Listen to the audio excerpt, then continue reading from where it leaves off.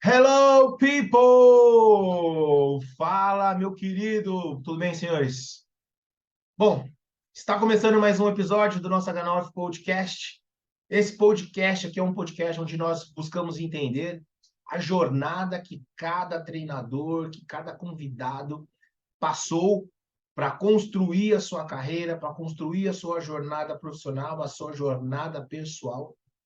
E eu espero que com essas histórias, com esses relatos, possa te ajudar a construir a sua jornada, que possa te ajudar a dar uma direção, para que você possa ser mais assertivo, mais feliz, você possa cuidar melhor da sua carreira, que você possa atingir aquilo que você tanto sonha e tanto almeja.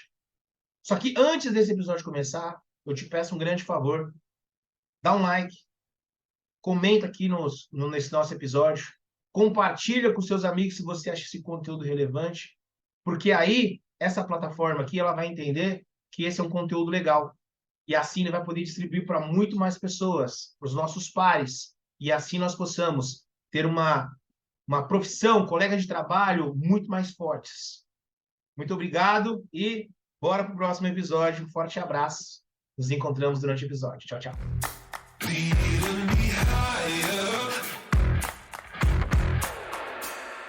Fala, senhores do H9 Podcast, estamos aqui com um convidado mais do que especial nesse nosso encontro de hoje. Mas antes do podcast começar, vou ser obrigado aqui, né, dar uma de influencer, né? Se você tá curtindo aqui o nosso programa, nosso podcast, pô, curte, compartilha com um amigo, aquele seu colega de faculdade, aquele seu colega de trabalho, e você acredita que esse tipo de bate-papo pode ser relevante para ele, compartilha. Assim as redes vão entender que esse conteúdo é relevante e vai entregar para muito mais colegas, tá? Então, dá essa forcinha aqui para nós, curte, compartilha, comenta aqui no episódio que a gente vai ter o maior prazer de estar respondendo e tirando as suas dúvidas. Nosso convidado de hoje, professor Altamiro Bottino. Professor, muito obrigado mesmo. É uma honra ter o senhor aqui no nosso H9 Podcast. Para mim também é uma honra e um prazer muito grande, porque eu acho que nesses momentos assim a gente tem a oportunidade de trocar um pouquinho de experiência, né? E falar um pouco sobre como está o mercado de trabalho, as perspectivas. Eu acho que é uma oportunidade ímpar. Ah, sem dúvida, né? Pô, como a gente estava conversando aqui, né? O professor Altamiro, pô, me deu uma força aqui, deu uma luz aqui no meu TCC, lá na época eu estava fazendo uma especialização no NAR, lá treinamento voltado para alto rendimento. Cara, altamente especialista, fisiologista na área de treinamento de alto rendimento. Eu tenho certeza que ele vai te ajudar e vai te dar uma luz e orientar de forma muito positiva. Eu não sei você aí, mas eu aqui, eu tô na minha postura de aluno sempre, caderno na mão, caneta para fazer as anotações. Então, assista, ouça esse podcast com papel e caneta na mão. Eu tenho certeza que o Altamiro vai deixar aqui vários insights para aqui para nós. Professor Altamiro, vamos começar do começo, tá? Quando que você percebeu que era educação física? Cara, assim, foi bem cedo, né? Porque no colégio eu jogava handebol, nunca fui um jogador exímio, né? Sempre fui aquele cara esforçado que tentava, através da parte física, corresponder e participar das competições que o colégio tinha. E tive um professor assim que foi realmente muito inspirador, né, em termos de incentivo. Ele dava espaço para todo mundo. Era o gordinho, o baixinho, o alto, todo mundo tinha chance, né? Era um trabalho assim bastante inclusivo. E eu achei isso muito bacana, né? Não havia nenhum tipo de discriminação. Era a sua vontade de realizar que fazia com que ele abrisse a porta e deixasse você é, expressar teu movimento, ainda que fosse descoordenado, ele estava ali sempre incentivando. Eu achei isso muito bacana, né? E eu já tinha uma visão da atuação do profissional de educação física como um, um pilar da saúde, né? Muito mais saúde mental. Até. A gente via alunos que tinham dificuldade no aprendizado, e ali não, ali a galera era toda uma coisa só, né? Todo mundo era igual. Eu achei isso importante e via que para a saúde mental também era uma área muito interessante de atuação. Eu sempre vi a educação física muito pelo esporte e pela participação na saúde. Anima. Cara, é muito interessante, né? A maioria dos convidados, quando eu faço essa pergunta para eles, a maioria teve como referência, início, start na educação física escolar, né? Então é muito como é importante o professor da escola, né? Como que ele desperta, né, esse sentimento, essa sensação nos, nos alunos, né? E aí cada um vai para sua área, mas a gente vê que na educação física, geralmente, 90% da galera é na escola, né? Então, pô, valorize aí o professor de escolar que ele pode ser o grande start da sua vida e você nem pode imaginar o quanto isso. Exatamente. Professor, como é que foi assim a sua entrada na faculdade? Como é que foi esse período da faculdade? Então, isso foi uma coisa bastante curiosa, porque eu sempre fui um aluno assim, de me dedicar muito aos estudos, né, de tirar boas notas. E o meu pai, que era professor também de literatura, ele, eu acho que todo pai é assim, né, ele esperava que eu fosse escolher engenharia, medicina e tal, né? Ele chegou a me dizer isso quando eu escolhi educação física, que eu poderia ser um médico, um engenheiro com muito mais renome e posição no mercado do que eu faria na educação física, que eu tinha escolhido mal a profissão. E mesmo na minha formatura, ele me abraçou me dizendo: parabéns, mas você escolheu uma profissão complicada. E foi um grande desafio até de provar para mim mesmo que era possível. Quando você tem paixão por aquilo que você faz, não importa o que seja, a tendência de você sair bem é muito grande, exatamente por causa disso, pela entrega que você vai fazer de alma, de corpo, em relação a realizar realmente um grande trabalho. Isso realmente conta bastante. E aí, nesse período, né? Então, você já entrou ali, né? Contrariado até mesmo do teu pai e tal. Mas o período da faculdade, assim, como é que foi para você? Você teve que trabalhar? Você pôde dedicar realmente só para a faculdade? Como é que foi isso? Não, eu tive que trabalhar. Eu fiz um concurso público e entrei na Receita Federal para trabalhar no aeroporto, fazendo vistoria de bagagem para poder pagar a faculdade, Ah, né? Que era uma faculdade particular, a melhor faculdade do Rio e uma das melhores do Brasil era a Gama Filho, e era um celeiro de formação de uma atletas. pena, Gama Filho, né, ter acabado. Exatamente. Assim, era uma faculdade que tinha um eixo muito forte no esporte, né? A gente tinha um judô muito forte, uma natação muito forte. O atletismo era o maior do Brasil.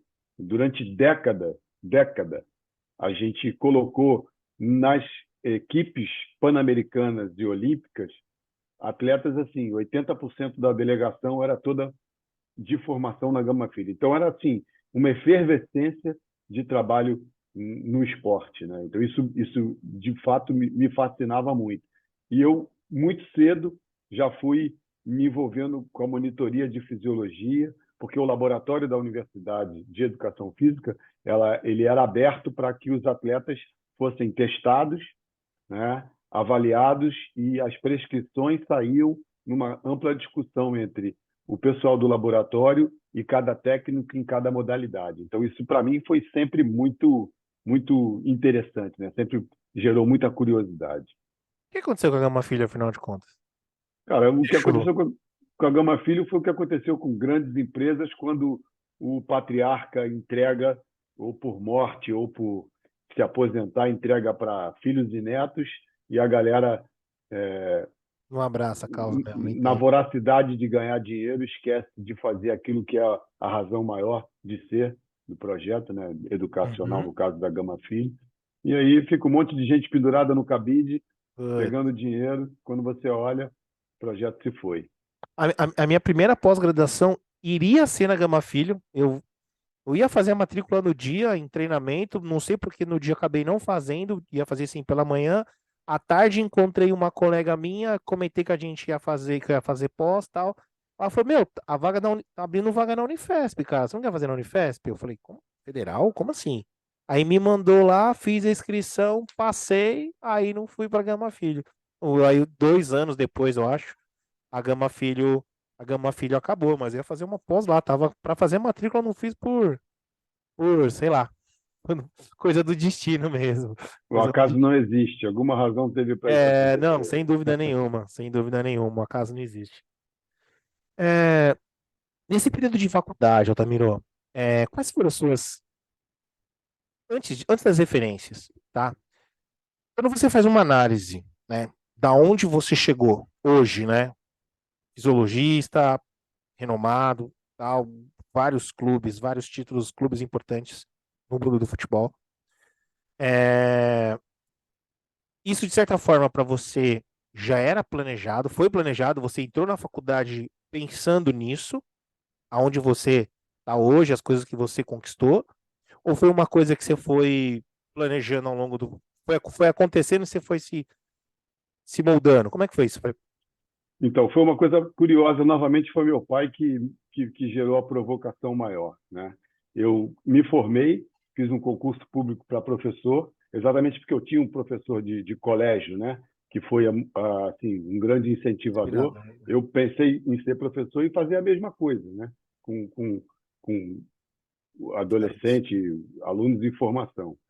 E eu fui atuar também em academia, porque assim, foi o primeiro grande boom na educação física, né? As academias começando a fazer, abrir espaços. Eu comecei a trabalhar com musculação. Eu já tinha sido estagiário numa academia de halterofilismo na época, né? Que é uma academia famosa no Rio de Janeiro, Adonis. E comecei a atuar como professor de musculação, até que um dia meu pai me perguntou se eu pensava em ser professor de musculação a minha vida inteira. Eu falei para ele, pô, eu nunca pensei sobre isso. Ele falou, devia pensar sobre isso, porque quando você tiver mais velho, o cara vai entrar na academia, ele não vai olhar para você como professor. Você não vai ter mais aquele corpo, né, esculpido, É, ele vai questionar a tua competência baseado é, naquilo que você parece ser, exatamente. né? Aquilo realmente foi um negócio assim impactante para mim. Eu falei, cara, vou pensar sobre isso. E aí eu comecei a pensar como eu poderia me perpetuar dentro de uma academia sem correr o risco de ser rotulado como obsoleto, né, como ultrapassado.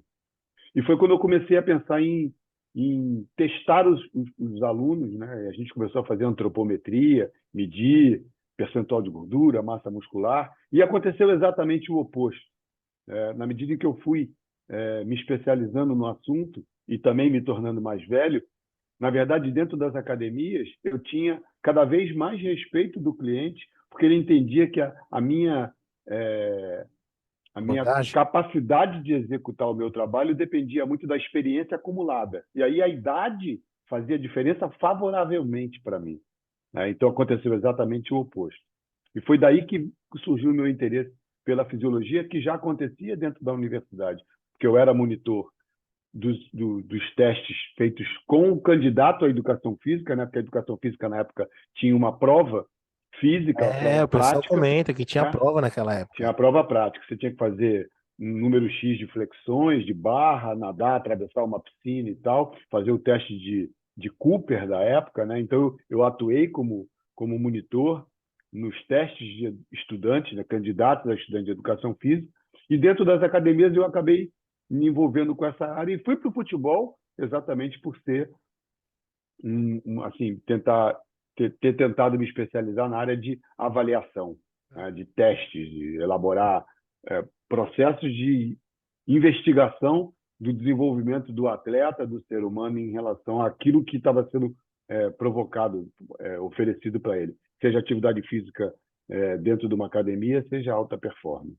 Ah, que legal, cara. Então, a partir disso, por causa de uma provocação do teu pai, nossa, que legal, Exatamente. cara. Importante isso. Importante a gente ter alguém assim, né?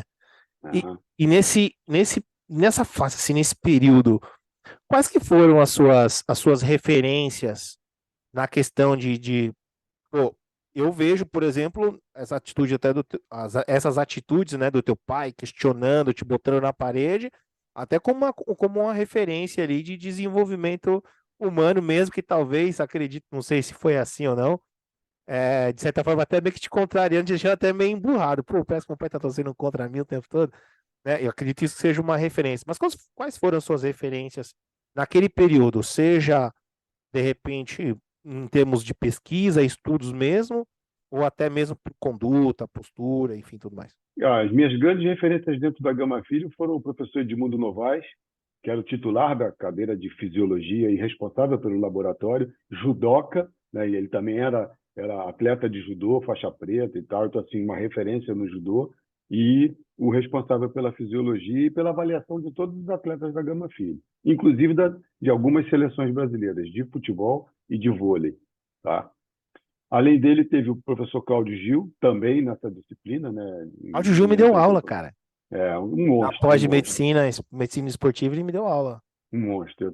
Eu tenho a honra de ainda manter uma relação de amizade com ele até Legal. hoje, desde aquela ocasião. Depois eu fui trabalhar com ele no hospital universitário, em reabilitação cardíaca, né? Então ele foi uma outra grande referência, que durou mais tempo, né? Porque eu fiquei muito mais tempo com ele, né? Depois da universidade. A gente ainda Uhum. trabalhou junto, ele me convidou para fazer Olimpíada de Seul. Eu trabalhei um tempo com ele no hospital universitário. A gente fez alguns estudos, algumas pesquisas científicas publicadas internacionalmente, num grupo que ele tem de estudo. Nessa época, um grupo de profissionais médicos, nutricionistas, que a equipe era multi-interdisciplinar, então a gente desenvolveu uma série de pensamento crítico, né, principalmente, né, em termos de pesquisa. O professor Paulo Sérgio Gomes, que também era desse grupo, né? Hoje ele é um cara assim, bastante voltado para a área da força. E depois, quando eu saí da Gama Filho, da pós-graduação na Gama, que eu fui para o Fundão, aí abriu um outro leque, né? de O que é o pensamento. fundão? A Universidade Federal do Rio de Janeiro. Ah, tá. Eu estudei na particular, na Gama Filho, depois eu Aham. fui para o Fundão, para a Universidade Federal do Rio de Janeiro, para fazer outra pós-graduação, e aí conheci o pai da fisiologia no Brasil, que foi o Dr. Maurício Leal Rocha, né? Todos os grandes fisiologistas do Brasil, todo mundo que atuou nessa área, em algum momento da vida, passou por lá, pelo Labofise, que foi o laboratório que ele criou. Ele não era só uma referência nacional, ele era uma referência internacional, respeitado por muita gente fora do Brasil. Pega a literatura toda aí da época, todo mundo tinha um enorme respeito por ele. E aí essa galera toda, Edmundo Novaes, Cláudio Gil, Paulo Sérgio Gomes, Átila Flegner, Paulo Figueiredo, Renato Alvarenga, essa galera toda, Fernando Pompeu, não vou esquecer de ninguém. Maria Augusta Kiss, essa galera toda passou por ele em, em função dele ser a grande referência. Então, ele depois foi a grande referência. Quando ele se aposentou, a Fátima Palha, que ficou responsável pelo Laboratório de Fisiologia da Universidade Federal. Assim, que eu me lembre, essas foram as minhas grandes referências. E dois colegas de trabalho, que inicialmente também foram assim bastante provocativos no convívio, o professor Astrogildo Viana, né?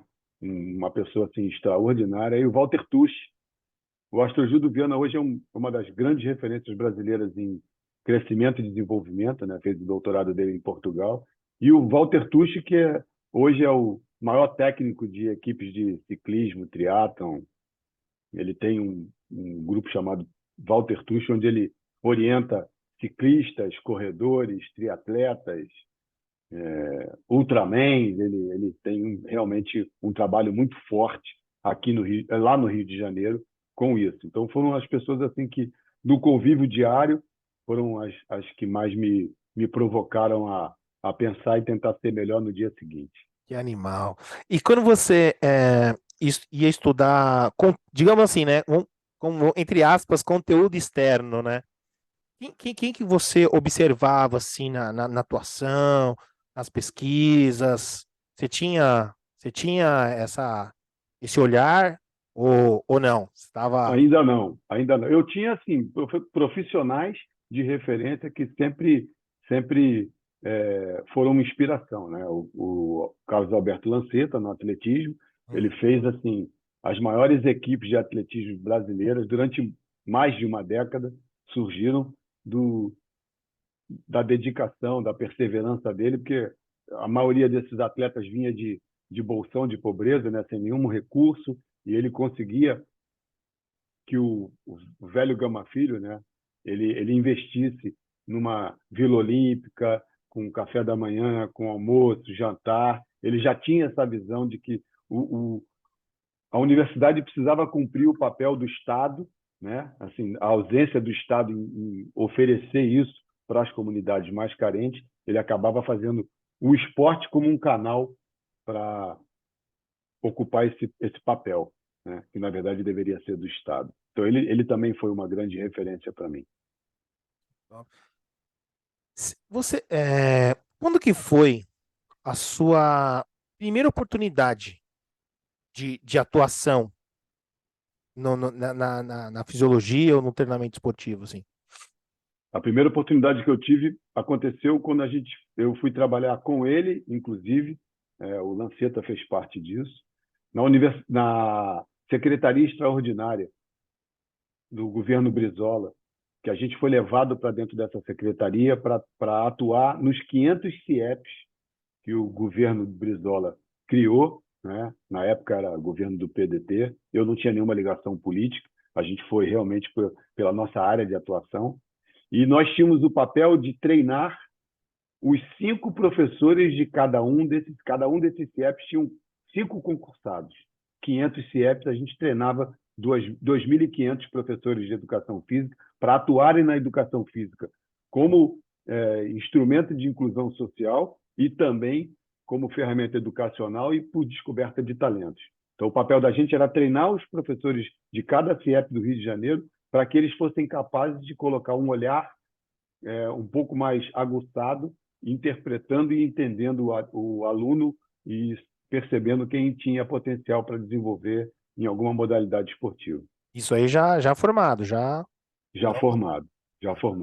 E Legal. foi nesse convívio com esse grupo de trabalho que eu acabei indo parar no futebol, porque eu tinha um certo domínio já de informática, né? Então os dados que eram colhidos eu tratava no computador, usando ainda planilhas em Excel e tal. Na época era 4 Pro, que era uma planilha um pouco mais rudimentar do que o Excel.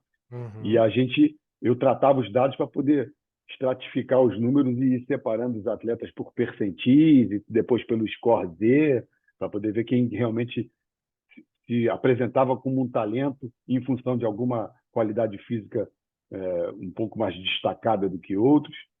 E isso acabou me levando para o futebol em 93, né? O domínio de informática acabou me levando, e o pouco conhecimento que eu tinha na época da fisiologia, essas duas questões se juntaram e eu fui parar em Dubai. Meu primeiro trabalho no futebol foi em Dubai. Nossa! E aí eu devo muito ao professor Paulo Campos, que era o técnico da equipe na época, e ele estava precisando de um cara que pudesse fazer scout de jogos, né? Para ele poder entender os resultados táticos da equipe, as questões técnicas de passe, domínio de bola, chute em gol e tal. Eu fui fazer essa parte lá e acabei muito inquieto em só fazer isso no dia do jogo, porque era um jogo por semana. Nos Emirados Árabes você joga só uma vez por semana, então eu ficava a semana inteira assim, basicamente inativo, para no final de semana participar com o scout de jogo. Aí eu acabei pedindo a ele que me deixasse me envolver com os atletas lesionados.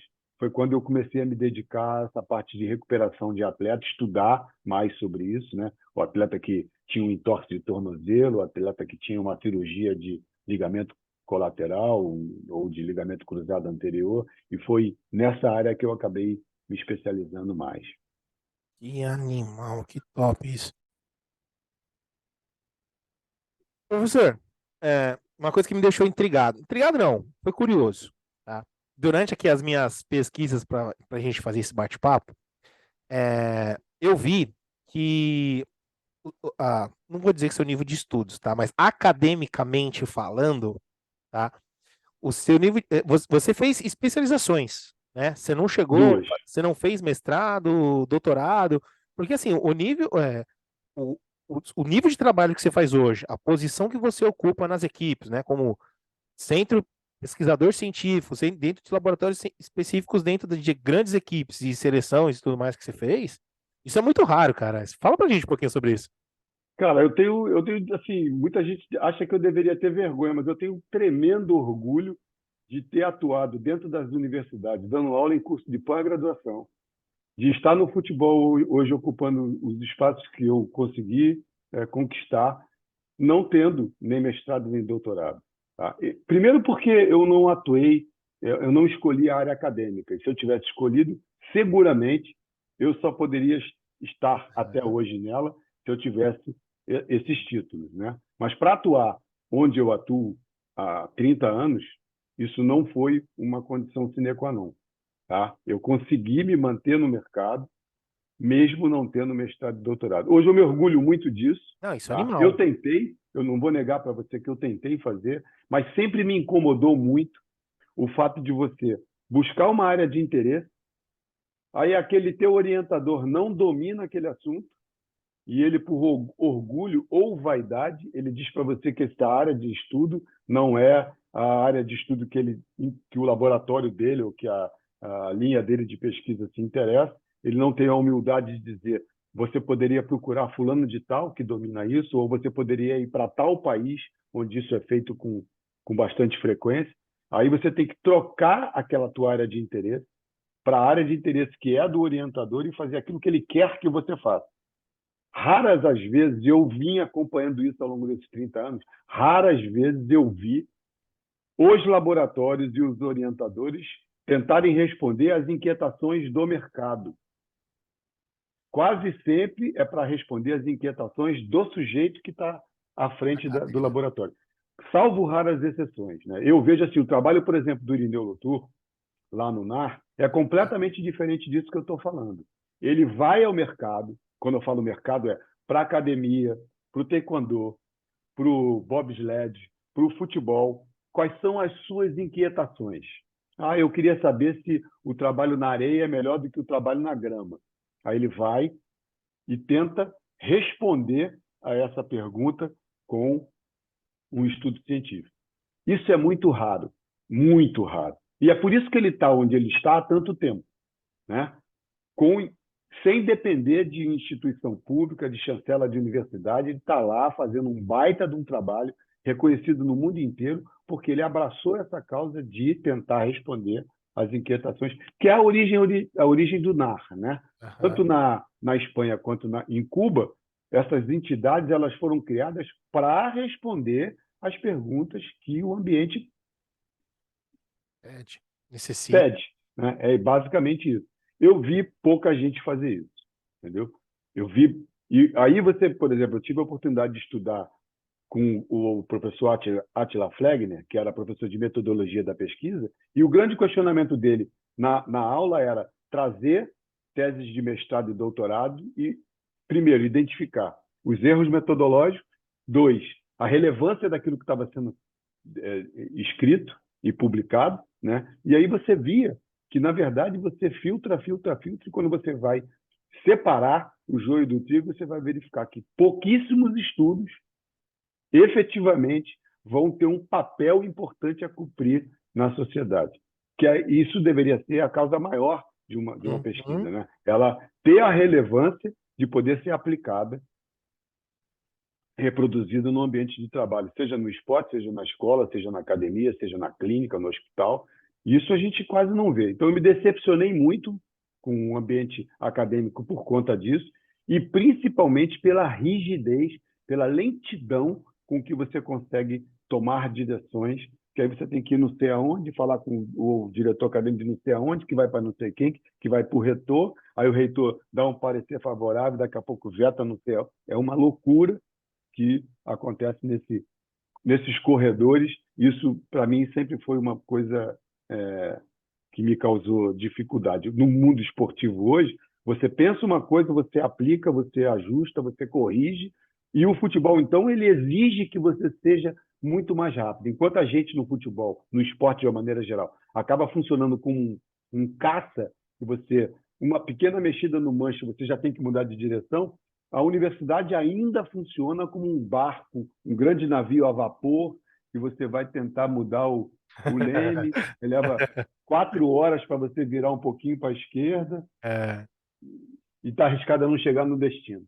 não, por isso que eu vejo, né, como grande importância lugares como o NAR, e seria muito interessante, aí eu vejo, por exemplo, o SESI em São Paulo agora, partindo para esse caminho, né, que tá com os atletas ali mesmo no dia a dia, e agora eles até montaram um centro de referência de pesquisa lá, colocaram até o Cavinato que tá liderando lá, tal, porque com certeza vai começar a trazer mais justamente essas respostas, né, que a gente acaba, uma coisa é pesquisa, laboratório, ar-condicionado, temperatura regulada, outra coisa é o esporte É o mundo propriamente real. dito, A outra coisa mundo é o mundo real, né? real. O caos que é o esporte, né? O caos Exatamente. que é o dia a dia. Nossa, E eu acho que isso, Vitor, isso ainda causou um sério problema, que criou um abismo gigantesco, exa- abissal, entre o exato. mundo acadêmico e o mundo real, Mundo real, onde as coisas verdade. são aplicadas, né? Então você tem um distanciamento entre o saber e o fazer, né? Cada um busca, por autodidatismo, entender um pouco do fenômeno, mas, na verdade, assim, essas partes não se falam como deveriam falar. Não existe nenhuma convergência de objetivo, de interesse, para que todo mundo ganhe. Hoje a universidade começou a olhar para isso de uma maneira melhor, por entender que ela precisa do análise feita em campo, né? Quando eu falo campo, pode ser a piscina, né? Não, que eu digo campo é na modalidade mesmo, né? Exato. Então, assim, você precisa daquele dado para realmente poder direcionar para a aplicação nele de volta, para você devolver para ele, né? Enquanto você vê os estudos acadêmicos, o cara coloca umas situações, cria uns modelos de pesquisa que você não consegue aplicar É. quando você vai para o mundo real, porque o elenco muda toda hora, porque você tem ingerência de todos os lados. Eu brinco muito com isso. É mole fazer pesquisa com rato. Mole, quando eu falo, não é, diminuindo Uhum. essa pesquisa, né, básica. Mas eu digo assim, é muito fácil você ter controle de variáveis num ambiente como esse, e o rato não tem sogra, rato não tem conta para pagar, né? Rato não tem Salário salário, atrasado. rato não tem mídia social perturbando que o cara não fez o gol naquela hora, né? Rato não tem o vizinho que diz assim, pô, como é que tu errou esse gol? Quando você vai aplicar alguns princípios básicos que você consegue fazer no mundo acadêmico, nesse mundo, ele refrata, não consegue, você não consegue atingir. Caraca. Olha, é, isso é uma. É libertador, viu, professor? Saber isso, assim, de você, sabe? Tipo, de que às vezes, né, a gente acaba criando justamente essa coisa, né? Tipo, meu, será que eu vou chegar? Será que eu digo por mim, tá? Será que eu vou chegar, pô, no nível de seleção, treinador olímpico, os caramba, quatro, pô, porque você só vê cara com mestrado, doutorado, PhD, e é justamente às vezes você vai ver as nuances da coisa e falar, meu cara, isso aqui não bate com o que está acontecendo mesmo no dia a dia, e acaba criando uma demanda que muitas vezes é inexistente. E você mostra que o quão é possível. O gol é possível. Então, nossa, chega a ser libertador isso que você está trazendo aqui, meu. Era para ter perguntado antes, mas puta, vou perguntar isso porque, cara, é muito, muito legal saber disso, assim, né? Muito, muito, nossa, muito top mesmo. Então, mas para quem está nos ouvindo e vendo, eu acho que vale a pena, com carinho, depois buscar a diferença entre notório saber e notável saber. Né? Vou anotar aqui isso. Isso é uma coisa bem bacana. No Brasil, você quase não vê. Né? O sujeito só recebe titulação aqui se ele fizer isso. Se ele fizer a pós-graduação, lato sensu, depois estrito sensu a nível de mestrado e doutorado, aí ele recebe o reconhecimento da sociedade, da comunidade, de que ele é um doutor naquele assunto. Né? Em outros países, recebe também esse título aquele sujeito que domina o assunto, que é capaz de discutir com esses outros doutores, né? Com profundidade pela experiência que ele acumulou atuando naquela área. Então, a gente tem o notório saber e o notável saber. Se a gente, na nossa sociedade, tivesse mais de respeito por isso, você não ficaria tão surpreso com eu estar no mercado sem ter esses títulos. Porque, de alguma forma, implicitamente, o mercado me reconhece como uma pessoa, e aí eu não estou sendo arrogante nem Não, tá prepotente, certo. o mercado me reconhece como alguém que domina um conteúdo e, por isso, Ocupa os cargos que ocupa. você pode As fazer funções mentoria, que você ocupa. pode... Exatamente. Então, é o respeito que há em relação a saber que você é um profundo conhecedor daquele assunto. Incrível. Sensacional. Libertador. Professor, quando que foi o primeiro indício que as coisas estavam dando certo para você na educação física, né? Ainda mais tendo aí o pai o tempo todo dando farolota atrás de você. Quando foi o primeiro indício que você falou assim, meu, cara, tô dando certo. Tô dando certo. Isso aqui tá virando. Quando foi? Cara, foi quando o professor Nelson Bittencourt, que faleceu no ano passado, ele me chamou e falou assim: eu estou saindo de um lugar onde eu trabalhava e eu vejo você como, entre os meus alunos, o cara que mais poderia ocupar essa função, e eu tenho certeza que eu não vou me decepcionar. Ali acendeu a primeira luz de tipo assim, pô, cara, eu estou fazendo alguma coisa diferente. Porque a turma era grande, ele já dava aula na faculdade há um tempo, né? Aham. E quando ele me destacou no grupo, dizendo assim, eu sei que eu não vou me decepcionar, que os caras não vão dizer assim, pô, quem você botou no meu lugar? Caramba, o cara fraco pra caramba. Aquilo ali para mim foi realmente um negócio assim, ô, tem alguma coisa diferente aí, irmão. Aproveita isso aí, porque isso não aconteceu por acaso. Né? Essa semana eu falei com um amigo uma coisa que só um amigo fala. Né? Às vezes o cara tem dificuldade de se colocar no mercado e tal, e eu falei Aham. para ele o seguinte: muita gente chama de sorte quando o sujeito é bem sucedido na vida. Né? E para mim a sorte é o momento exato em que a oportunidade encontra a competência. Isso aí. Eu conheço um monte de gente extremamente competente que não teve até hoje a oportunidade que Verdade. esperava. E eu conheci um mundo, uma quantidade muito maior de pessoas que teve a oportunidade Tava preparado na e hora. não estava preparado para ela. Então, sorte é exatamente quando uma coisa encontra outra. Competência e oportunidade se encontram. E eu aproveitei isso. A primeira logo foi com o Nelson. Né? E depois, cara, foi uma avalanche de situações em que eu percebi que era possível fazer diferente e ser reconhecido, ser descoberto, e aí eu fui correr atrás disso o tempo todo para que isso acontecesse mais vezes na minha vida. E animal. A gente encerrar essa primeira parte aqui, professor, uma última pergunta. Ainda, quando foi, né, então você teve esse primeiro sinal, né, que estava fazendo realmente alguma coisa relevante nesse convite desse professor, mas, e aí, realmente, sem falsa modéstia, sem nada. Quando que você acredita, se é que houve, um ponto de inflexão na tua carreira? Você fala, meu, putz, a partir desse momento aqui, eu acredito, eu tenho para mim que agora eu tava numa prateleira e agora consegui subir uma prateleira. Você tem isso?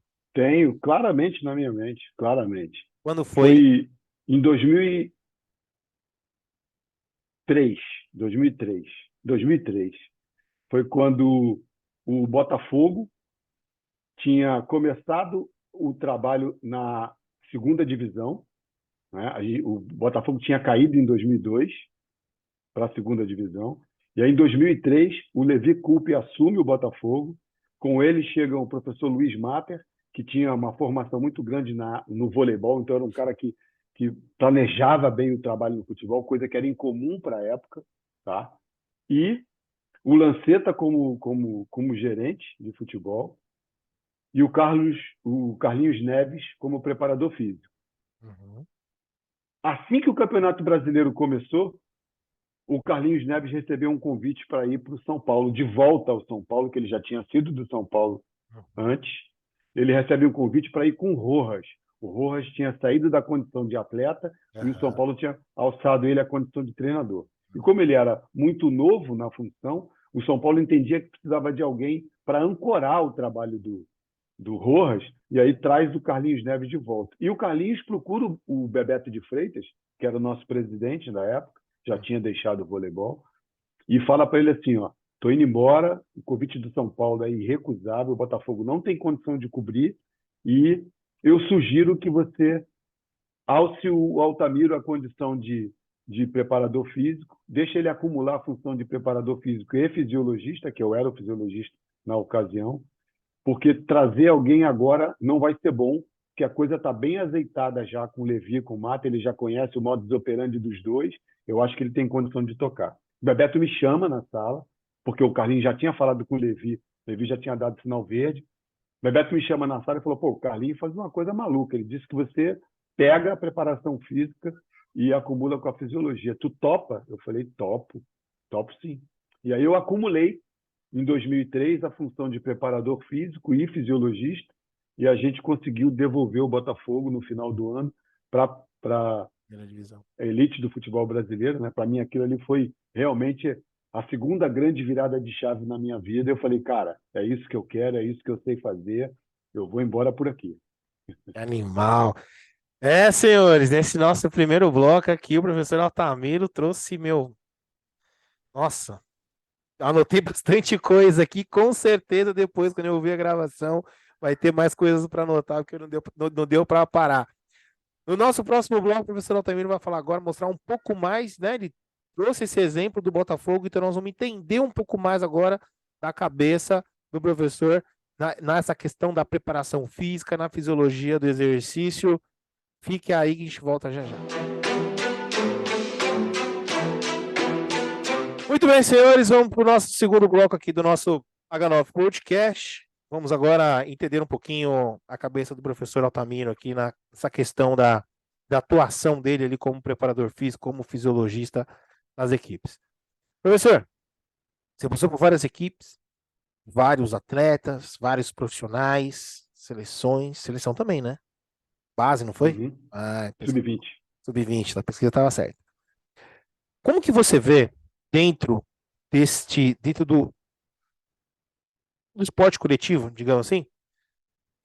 Apesar que no individual também tem isso, né? Esse trabalho multidisciplinar ali, vários profissionais envolvidos e o atleta. Como que você vê o seu papel dentro de uma equipe multidisciplinar? Cara, isso foi o tempo todo, Vitor, o que mais me motivou a estar no esporte, né? Você vê, isso acontece hoje, nós estamos em 2023, isso acontece com muita frequência no ambiente acadêmico, no ambiente esportivo. Você tem vários saberes e estão todos eles guardados em portas estanques, né?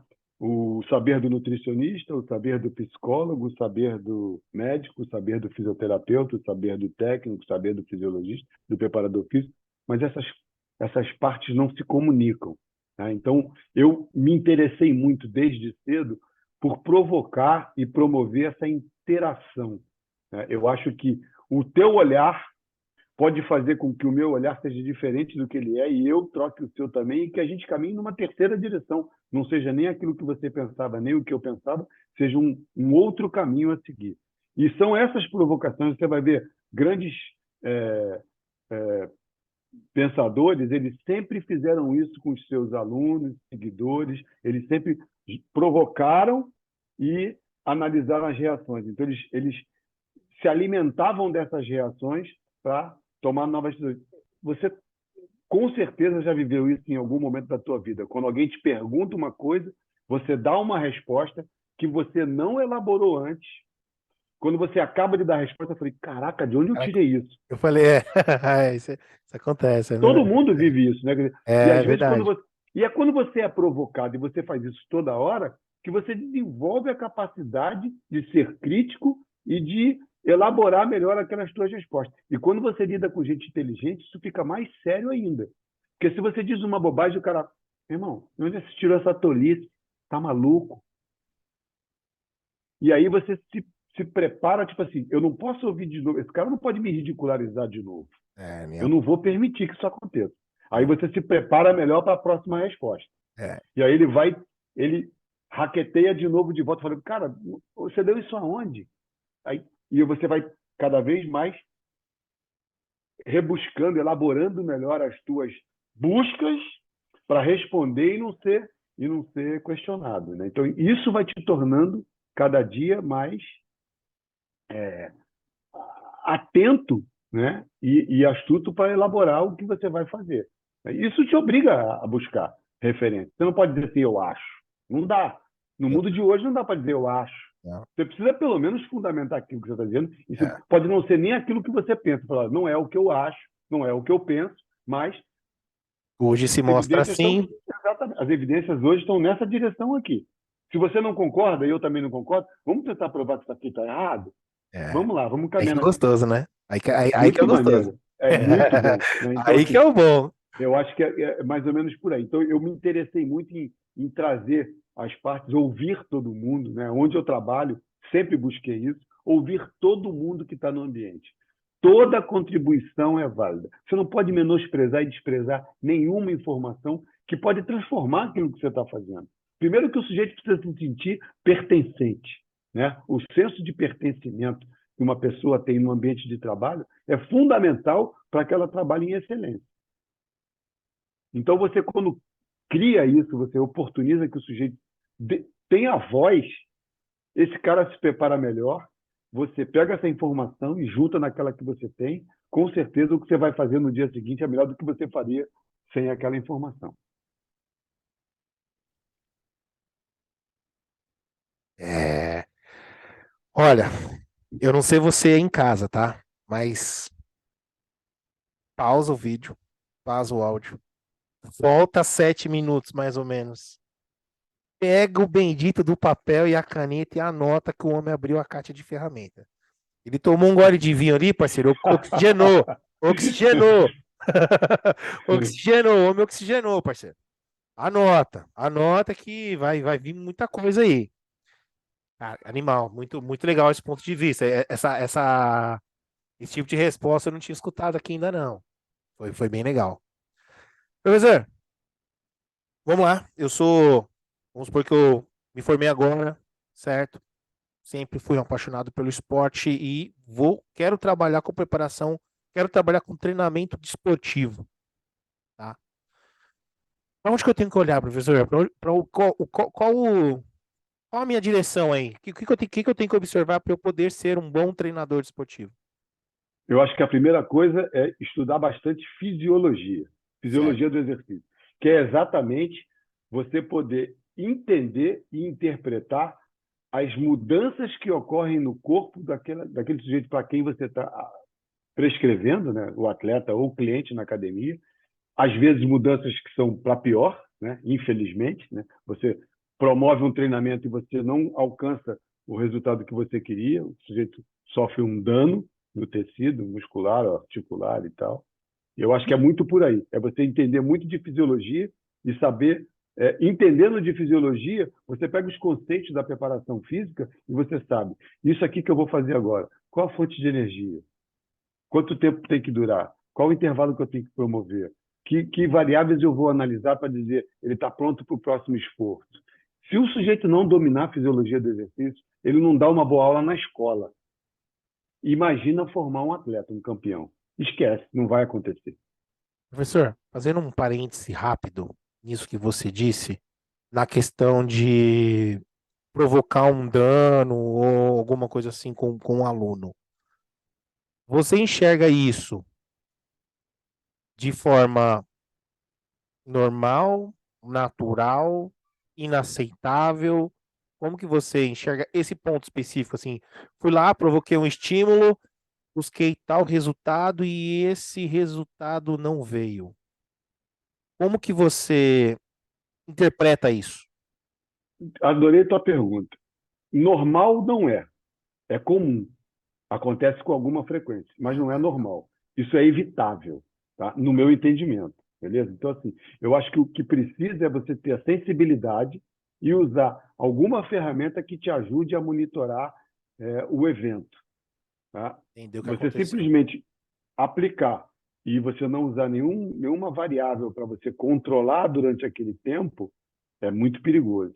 O mais grave de tudo é que a gente ainda está com o pensamento fechado dentro da caixinha de só monitorar o evento enquanto ele está acontecendo. como se nós fôssemos capazes de ter o controle de tudo. Você imagina um dia com 24 horas e eu fico 1 hora, 2 horas com o cliente atleta, tá?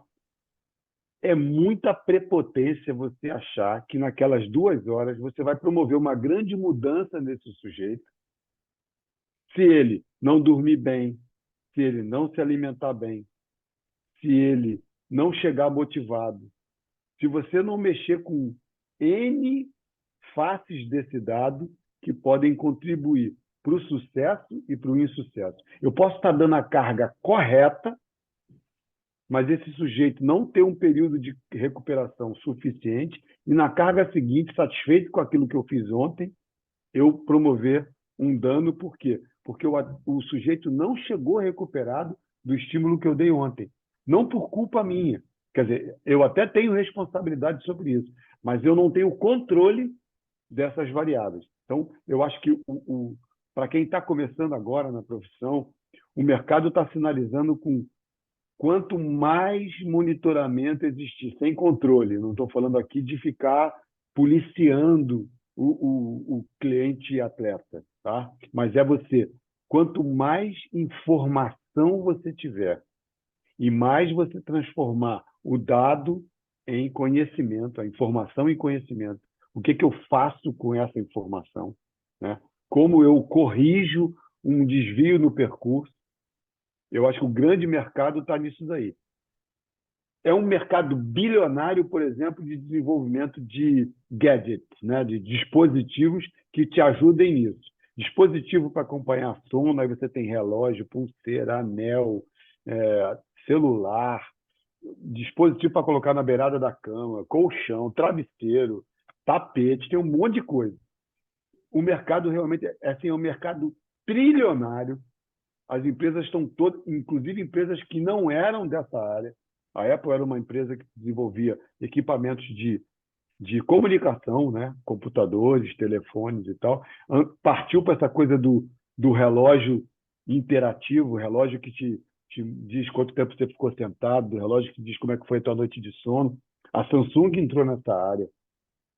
Cara, eu vou falar aqui de Várias. 50, 60 empresas que passaram a fazer isso exatamente porque isso se tornou uma febre. É necessário você ter mais informação do sujeito para você poder atender ele melhor. Legal. E é legal que tudo isso está dentro do pacote fisiologia. Física é Sim. legal. Que você entende aí que é importante observar? Ainda no Eu acho que, também esportivo. então, o tempo de inatividade do sujeito, a alimentação que ele fez, o sono. A gente sabe, por exemplo, que o número de horas que uma pessoa fica sentada, hoje nos Estados Unidos, e eu acredito que isso esteja acontecendo na maior parte do mundo, inclusive aqui no Brasil, o estar sentado muito tempo passou o cigarro em termos de prejuízo para a saúde. Então, assim, se o sujeito não dominar essa questão, não espera que você vai ter bons resultados na atividade física que você está promovendo. Por quê? O que você fez de estímulo para gerar um benefício se dilui no número de horas que esse sujeito ficou inerte no sofá, vendo televisão, né? Com todas essas facilidades que a gente tem hoje. Eu já falei isso um monte de vezes em podcast, em vídeos, em lives. Como você vê a família brigando para trocar de canal porque ninguém acha o controle remoto e ninguém tem a capacidade de levantar do sofá para trocar de canal mexendo na televisão. As pessoas estão muito acomodadas, né? E isso não se resolve com 1 hora de exercício. Legal. É um grande mercado, um grande caminho. Tá, legal. Então vamos lá. Então, se eu quero trabalhar então com treinamento, eu preciso entender mais da área da fisiologia. Mais algum outro ponto? Se aponta De aí? tecnologias. Tecnologia. Dominar algumas tecnologias que possam te ajudar a Legal. medir isso, monitorar isso, avaliar isso. Fisiologia e tecnologia. Legal. Isso. Aí, beleza. Tive lá minha oportunidade, comecei a trabalhar com esporte, alguns atletas amadores, e aí começa a aparecer oportunidades aí com alto rendimento. E aí, professor, o que que se aponta aí como, vamos colocar entre aspas aí, pilares que são muito importantes para quem pensa em trabalhar com alto rendimento? Se há, que há realmente esses pilares. Ou algo diferente do treinamento esportivo, como vocês estão anteriormente. Eu acho que o primeiro grande pilar é procurar mentorias, né? Não adianta você saltar de um lugar para outro e você não ter a garantia de que você lá vai aprender. A gente, isso é um desafio diário. A gente está sempre aprendendo. Então, assim, eu posso até me deslocar para um lugar onde eu vá ganhar menos dinheiro, né? Isso é preço. Agora, eu posso ir para um lugar onde eu tenha valor, que é o que eu vou conquistar estando ali. Tá? E isso foi uma coisa que sempre me chamou muita atenção. Eu vou para um lugar onde eu não vou receber nada de preço, mas eu vou estar com uma pessoa que é referência naquela área, tem valor. Então, isso para mim é primordial.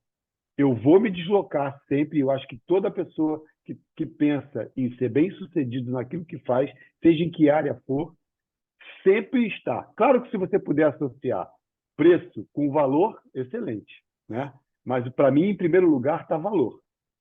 Porque o tempo que eu vou passar ao lado dessa pessoa, ajudando essa pessoa, Nossa, aprendendo com acelerar ela, 10 anos a vida. exatamente. Nenhum livro vai me dar, nenhuma formação acadêmica vai me dar, nenhum artigo científico vai me dar. Porque ele, inclusive, vai me ajudar a escolher aquilo que presta. Porque esse é um outro grande problema. Essas referências para mim, e foi assim com o Cláudio Gil, foi assim com o Edmundo, foi assim com o Maurício Léo Rocha, foi. E hoje está pior, muito pior. O volume de informação disponível é muito maior do que era quando eu comecei, em 1980. Né? Eu me formei em 81. Eu estava nascendo. Hoje, exatamente, o volume de informação disponível hoje é muito grande. Se você não tiver uma mentoria para dizer, É uma cara, curadoria da. desse volume de informação que tem aqui, foca nisso. Não que o resto seja lixo, mas isso aqui, esse bando de coisa aqui, não vai acrescentar para aquilo que você quer.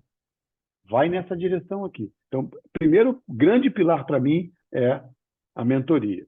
Quem eu vou usar, quem eu vou não usar no sentido Usar, não. de, né, de Usar, mais entendi. assim, é mais no sentido de com quem eu vou Estar me ali. desenvolver. Quem Isso. é essa pessoa?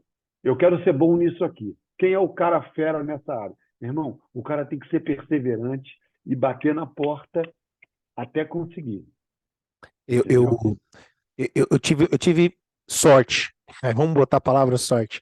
Que bem no meu praticamente último ano de graduação, eu tive a oportunidade de estar com um treinador cubano.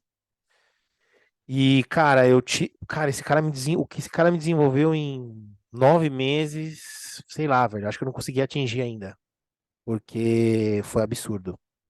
Foi assim, nossa, cara. Eu devo muito a ele, devo muito. O nome dele é Williams Morales. Trabalha com polo aquático hoje tá lá Uhum. no Barcelona, enfim. Trabalhou com a seleção brasileira nas Olimpíadas do Rio e tudo mais. E, puta, foi um cara que, meu, eu honro muito ele, porque foi um cara que, assim, ele me direcionou totalmente aí no meu trabalho, porque realmente isso que você trouxe agora como ponto importante é uma pessoa ali para te ajudar, te orientar, te desenvolver. Nossa, isso é uma coisa que realmente não tem preço, não tem preço mesmo. Eu Guilherme, acho que o segundo grande pilar é insatisfação. insatisfação. É tudo que você produz, você olhar com o senso crítico de dizer, amanhã eu vou fazer um pouquinho melhor do que isso. Porque se você pegar qualquer grande obra, né, pega o Picasso, pega Van Gogh, pega qualquer um cara desses aí, pega Tom Jobim, qualquer um, e você pegar a primeira produção dele, o primeiro poema, a primeira música, o primeiro quadro, ele olha e fala assim, caraca, que porcaria que eu fiz. Né? Então, essa busca incessante de melhorar aquilo que você está fazendo, o cara não pode perder isso nunca, É. nunca. A hora que ele perder isso, ele perde a razão de existir. Para mim, aquilo que mais me mobiliza é eu estar o tempo todo insatisfeito com aquilo que eu fiz ontem e amanhã olhar para trás e dizer assim, dá para fazer melhor. Essa questão, para mim, você olha Ayrton Senna, vai pegar todos os... O cara está sempre tentando fazer mais, melhor, sempre buscando alguma coisa extra, né? Cada lugar que... Outro dia eu assisti o Rassum falando, né, do sujeito que sobe a montanha, quando chega lá em cima, ele não tem uma piscina, não tem uma churrascaria, não tem uma... Não tem, não, ele desce. Exatamente, quando você chega no topo, se você não tiver mais nada para buscar, uma montanha maior do que aquela, cara, a vida perde o sentido, de verdade. Então, assim, eu estou sempre querendo mais. Eu não estou falando de mais dinheiro, sabe? Eu estou querendo mais produção. Eu quero fazer melhor do que eu fiz ontem. Eu busco fazer isso como pai. Eu não vendo aquilo que eu não sou. Isso é uma outra coisa também que norteia a minha vida. Eu busco fazer aquilo que eu digo que é necessário fazer. Então, assim, eu busco fazer isso como pai, como marido, como professor, como colega de trabalho. Eu estou sempre espetando as pessoas. Às vezes me chamam de tolerância zero, mas é que eu estou sempre buscando a excelência. E você nunca vai achar ela, porque sempre pode ficar melhor do que você fez, né? Um desses filósofos modernos que a gente tem aí, que eu gosto muito, diz o seguinte: faça o melhor que você puder com os recursos que você tem, até que você tenha melhores recursos para fazer melhor ainda. Mário E é Sérgio isso. Cortella. Exatamente, o Cortella. Isso, para mim, é um mantra, sabe? Eu ouvi ele falar isso pela primeira vez, eu falei, caraca, eu faço isso, eu busco isso. Isso, para mim, é incessante, é sede o tempo todo. O tempo todo. Hoje eu tenho, por exemplo, eu tenho plataforma de salto hoje, né? Até a mesma Uhum. comprei lá do Do Irineu. Uhum. Irineu lá. Mas a minha primeira plataforma de salto foi quando eu tive uma primeira oportunidade grande, assim mesmo, de trabalhar com uma atleta referência, era uma atleta campeã mundial de jiu-jitsu e tudo mais. Mas a minha primeira plataforma de salto, eu peguei uma tábua de madeira, 50 por 50. Coloquei lá uma plaquinha de borracha, aquela borracha preta, cheia de Uhum. bolinha, aquela placa mesmo, 50 por 50. Peguei uma fivela de cinto dessas que você só entrelaça assim a cordinha e puxa, né, o cinto. Cortei aquele pedacinho onde passa o cinto, peguei na madeira, bem no meio da madeira. Peguei aqueles clipes de pochete, né? Hoje tem aquelas shoulder bag, né? Mas Uhum. essa, pelo menos na minha época tinha a pochetinha. Peguei aquele cordão, passei na cintura, né, para poder prender na cintura e fiz uma cordinha embaixo. Parecia aquelas cuequinhas de sumô lá. Sim. Peguei uma fita métrica de costureira, costurei na pontinha do negócio e eu passava naquela fivela. Para quê? Para quando o atleta saltasse, Ela ficar presa. ela ficasse relativamente presa. E Uhum. aí, essa foi minha primeira plataforma de salto. Ô, Vitor, meu primeiro ventilômetro, a gente desenvolveu, eu, o Walter e o Astrogil, desses dois caras que eu te falei lá atrás no início do nosso bate-papo. Sabe Uhum. como é que foi o nosso primeiro? Não existia nenhum ventilômetro no mercado. Sabe É, como é que a gente fez um? é, Robson Caetano fez teste com a gente na bicicleta ergométrica aham, usando esse ventilômetro. A gente pegou um snorkel de natação, sim, fizemos um furo na ponta, colocamos um pedacinho de uma linha de crochê e um grampo de nado sincronizado no nariz do atleta. certo, Conforme ele respirava, como o nariz dele estava obstruído, ele tinha que puxar o ar pela boca e soltar o ar pela boca. certo. A linha na ponta do snorkel ela entrava. Quando ele expirava, a linha saía. Então eu ficava contando quantas vezes ela aparecia na ponta do snorkel. Aquilo Ah, dava no final do esforço quantas incursões respiratórias o cara tinha feito. Eu contava as caraca, incursões que animal. respiratórias vendo o pedaço da linha de crochê saindo. Um negócio completamente tupiniquim, completamente Que da hora. rudimentar, mas respondeu a nossa É pergunta da época. lógico, nossa, Viu? É nossa. assim, é o tempo todo essa inquietude de tentar encontrar uma maneira de fazer. É, porque hoje as pessoas ficam assim, ah, não, mas pô, eu não tenho um ventilômetro, eu não tenho plataforma de salto, então eu não vou fazer teste de potência assim, Exato, eu não tenho vertical, dinheiro para comprar nada disso. Meu então clube eu é não vou, pobre. não vou Exatamente fazer, isso. então eu não vou fazer, porque se eu tivesse recurso, né, se o clube me desse recurso, se a prefeitura me desse recurso, sempre. Então, você quer ver uma coisa? Você falou que me perguntou se eu tinha trabalhado na seleção. Seleção brasileira sub-20. Neymar, Casimiro, Lucas, tá? Esses garotos todos. Só essas criancinhas aí. Nós não tínhamos um frequencímetro que guardasse a informação. Você tinha que olhar a frequência cardíaca ali e anotar. E anotar. Cara, 28 garotos correndo. O Alexandre Lopes era o preparador físico, o Ney Franco era o treinador, o Mano não Uhum. estava na principal. Chovendo, sabe o que eu fiz para poder controlar isso? Eu coloquei o meu telefone para gravar, eu com fone de ouvido, o telefone no bolso, dentro de um saquinho estanque, porque estava Aham. chovendo. Conforme a gente ia fazendo os estímulos, quando terminava o estímulo, eu gritava: Neymar, batimento. Ele, 190, Casemiro, batimento, 192. E eu ia ouvindo e ia aguardando. Quando pintava o intervalo que o Rolava. Alexandre dava, eu perguntava: Fulano, batimento. Ele, 160. Fulano, batimento, 158. E eu ia gravando. No final do treinamento, eu ia para o quarto da Granja Comari e Tava botava o áudio para tocar e ia jogando numa planilha Excel os valores de frequência cardíaca no pico do esforço e no período de recuperação. E assim eu ia montando o resultado da assimilação da carga de treino que a gente fazia. Assim, não tínhamos é. nada, nós não tínhamos nada de recurso. Quando eu usava essa plataforma, eu consegui criar no Excel, então eu colocava lá, né, o salto à distância, né, que deu da fita, né, então a gente Uhum. tinha a medida lá, sei lá, 70 centímetros, que era o tamanho do membro do atleta, onde estava a marquinha lá.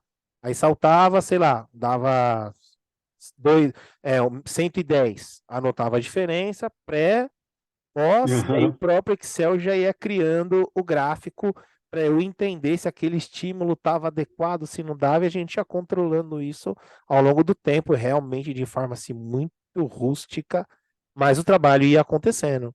Isso, Exatamente. isso é muito legal, né, de trazer, porque as pessoas acham que, como você falou, né, se não tem um recurso perfeito, eu não vou fazer nada. Não, se vira, cara. Se você tiver o conhecimento, se você tiver como você trouxe aqui, né, a informação você já tem, né? Então você pegou a informação, transforma aquilo em conhecimento, puta, não tem um equipamento certo, mas eu sei que a fórmula é essa, preciso coletar isso, isso e isso, jogo na fórmula lá, pum, já sai o número e vamos que vamos. É isso, É por nossa, aí. legal. Então, Pilar, você trouxe então estar sempre com alguém, um mentor e uma satisfação, insatisfação de sempre querer fazer mais. Você enxerga mais algum pilar aí, professor? Enxergo. Manda. Humildade. Humildade. Porque assim, é, você precisa estar aberto a o que está acontecendo na tua volta, né? Toda informação é útil, até para você dizer não serve. Escuta ela primeiro, tá? Não fecha a tua mente para essas coisas, assim, especialmente aquilo que é novo, né? Eu já vivi muito isso. Quando eu trouxe a termografia para o futebol, todo mundo, que nada, isso aí não funciona, isso aí não presta, isso aí é empírico, né? Isso aí é invenção. Hoje ela é presente, lugar fixo em boa parte das modalidades esportivas, não só no futebol. Ela está no voleibol, ela está na natação, ela está em várias modalidades, está no ciclismo, está no triatlo. Você não pode se fechar ao novo. Escuta, vê se você pode ajudar a melhorar o equipamento, né? Com certeza, o uso, a crítica que você fizer sobre o equipamento, sobre o recurso que você tem, o feedback que você pode dar para quem está na frente da plataforma para ela melhorar, tudo isso vai contribuir para aquela ferramenta evoluir. E você vai evoluir junto com ela, né? Porque ela vai estar sempre disponível para você, melhor do que ela era antes. Então, assim, eu acho que muito em relação à humildade. Em muitos ambientes onde eu cheguei, a vaidade foi o grande obstáculo a ser vencido. O sujeito, achar que não precisa de você ou daquilo que você faz. Dois, se sente autossuficiente, não é só de você que ele não precisa, ele acha que tudo que ele precisa para desenvolver o trabalho dele, ele já tem, né? Então, assim, você nunca se sentir assim, sempre se policiar para isso não acontecer. Claro que a gente, de vez em quando, né, tropeça em questões como essa, mas a gente tem que estar sempre aberto, sempre disponível para o contraditório, para o que pensa diferente de você, outra linha de pensamento. Não se fechar para isso. Para mim, você fecha aí nessas questões, nesses Legal. pilares. Para a gente meio que finalizar agora esse papo do treinamento, professor,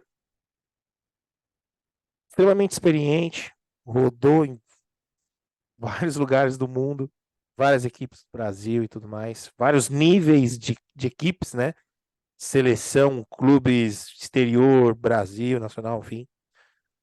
Hoje, tá? Com tudo que você pesquisa, com tudo que você aplica, tudo que você faz, o que que você enxerga hoje que pode ser uma grande tendência ou já é uma realidade no mundo do treinamento esportivo e que quem está chegando ou quem já está atuando está negligenciando ou não pode negligenciar ali no seu trabalho, na sua função, enfim. Cara, eu acho que o que eu percebo que o mercado está pedindo, né, e isso eu tenho buscado também estar dentro desse perfil para me manter nele por mais um tempo, né? Eu estou com 63 anos, eu não espero ficar um tempo no mercado. É você, diferente do que o mercado pediu há um tempo atrás, é você ser mais eclético naquilo que você faz, dominar vários conteúdos, né? Ser um pouco mais versátil em termos de competências. Isso já aconteceu em um passado bem remoto, que eram os chamados polímatas, né? Os caras que dominavam muitos conteúdos, porque você vai estar andando exatamente na contramão dos influencers atuais, né? Que falam de tudo sem entender de coisa nenhuma, né? Você vê um monte de influencer hoje no mercado que o cara fala de um montão de conteúdo, mas se você perguntar para ele assim, de onde você tirou isso? Como você chegou a essa conclusão? O cara não é capaz de mergulhar a fundo em nenhum assunto. E eu acho que hoje o mercado está pedindo gente que consiga fazer mais coisas ao mesmo tempo, né? Tem uma máxima que eu ouvi de um executivo há pouco tempo atrás, que ela de alguma forma, ela justifica isso. 2 tipos de funcionário não servem para uma grande empresa, seja em que nível for. Aquele que só faz o que a gente manda e aquele que nem faz o que a gente manda. Já não cabe para esses dois. O cara que não faz aquilo que é pedido está morto. E o cara que só faz aquilo que é pedido também está morto, né? Você precisa o tempo todo se antecipar, né? Em relação a tentar fazer um pouquinho mais do que aquilo que te foi pedido. É óbvio não fazer algo que contrarie quem te pediu. É evidente, né? Mas assim, o cara te pediu 10, tenta entregar 11. Tenta fazer um pouco melhor com alguma coisa que você acrescente que você acha que vai ser interessante. Então, é sempre buscar fazer um pouco mais do que aquilo, ou muito mais do que aquilo que te foi proposto. Vai avançar mais rápido e vai chegar mais alto. Não tenho dúvida alguma disso. Então, entender das competências, das habilidades necessárias adjacentes àquela função que você está fazendo, né? Vai Isso. acelerar muito o processo. E por isso não adianta ler só sobre o conteúdo. Por exemplo, eu sou uma pessoa que adoro ler de tudo que é área, não ficção, ficção. Não gosto de romance, tá? Poema adoro, mas gosto muito de ler de tudo. Gosto muito de ver filmes, mas eu não gosto de ver filme tipo, assim, filmes que você vai fazer, pô, Homem-Aranha, maneiro, né? Pô, o cara faz um monte de efeito pirotécnico, visual bacana e tal. Cara, filme para mim tem que ter conteúdo, tem que te tirar da cadeira depois, na hora que você está comendo, e falar assim, É uma caraca, reflexão. reflexão, né? Eu não consigo, juro, eu tenho muita dificuldade, por exemplo, de ver a um universo de pessoas que fiquem em frente à televisão para ver o BBB. Não, é difícil para mim. Eu não consigo assimilar isso. Assim, quando você termina Somos dois. o BBB, você fala assim, caraca, o que eu tirei daqui? Você não tira nada, cara. É completamente vazio. Pô, vai assistir um National Geographic, vai entender por que né, o Animal Planet, vai entender por que o leão tem aquele comportamento, vai entender por que naquele lugar chove, vai entender por que tâmara nasce no deserto. Entendeu? Essas coisas, em algum momento da tua vida, você vai fazer uma transferência de conhecimento. Aquilo que foi aplicado naquela situação, talvez você possa aplicar para essa vivência que você está tendo. Agora, essas coisas assim que não acrescentam coisa nenhuma, eu não vou ao cinema para ver filmes assim. Entendeu? Não, pô, os efeitos visuais são maravilhosos, a trilha sonora é do cacete. Não dá, para mim não dá. Tem que sair dali, pelo menos, pensando o que o cara quis com esse negócio. Eu gosto de repassar o filme, ver ele de novo, olhar detalhes, sabe? Tem Ó, muita coisa interessante para tem ver. tem um filme que para mim é obrigatório todos os anos. Hum. Todos os anos tem um filme para mim, por exemplo, um é obrigatório, que é Homens de Honra. Esse para mim, por exemplo, cara, esse tem que ser todo ano. Ó, Homens de Honra, O Último Samurai, esses tem que todo ano tem que sentar e tem que assistir de novo para analisar numa perspectiva diferente, porque são filmes que ensinam bastante, entre outros aí, mas agora que eu lembrei aqui rapidamente, esses dois, assim, sempre tem que estar. Às vezes minha mulher pega, tô com a minha esposa há 9 anos, ela fala, de novo esse filme, amor? Eu, de novo. Não, mas ó, já tá no final, só falta meia hora. Não tem problema, essa meia hora eu vou relembrar de alguma coisa que tá despercebido, vai agregar novamente. Altamiro, muitos, tá, negligenciam isso, né? Fica muito levando que nem a música ali do Zeca Pagodinho, deixa a vida me levar, vida leva eu.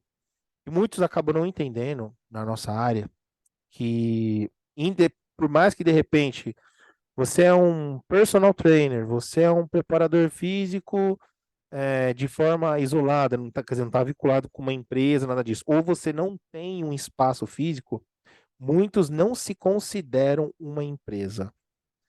Como que você faz essa gestão da sua empresa? Então, cara, isso eu vou te dizer. Aconteceu uma coisa muito interessante na minha vida em cima dessa tua pergunta. E a gente está se conhecendo hoje, né? Assim, de Um papo mais não profundo. quando você visitou o São Paulo, mas Sim. assim, de conhecer um pouquinho da nossa essência, hoje está sendo a Aham. primeira vez, né? A gente discutiu muito o processo, Processos, processos que a meios e gente. métodos ali.